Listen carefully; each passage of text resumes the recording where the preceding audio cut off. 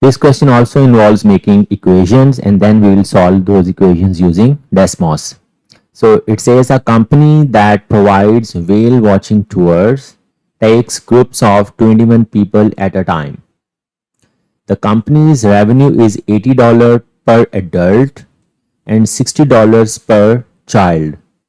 If the company's revenue for one group consisting of adults and children was $1,440, how many people in the group were children? So adults plus children, adults plus children. Okay, so we take adults X and children Y.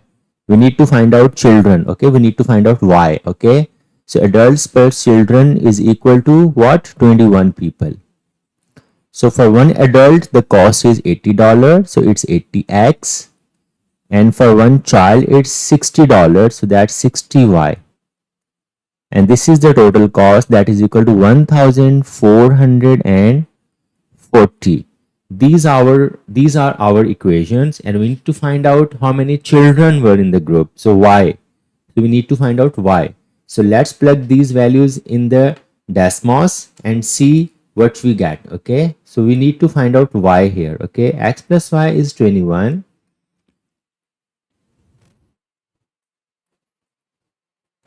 X plus Y is 21. Okay, so this equation is this here, red line. All right, we need to find out where these two equations intersect and what is the value of Y there. 80X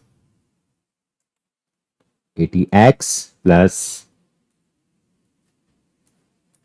60Y, 1,440. All right, so this is the point of intersection. Okay, this one. So here 9 and 12. So there are 9X and 12Y. So 9 adults and 12 children. So the answer is 12 here. Okay, so from the options, the answer is 12. It's C.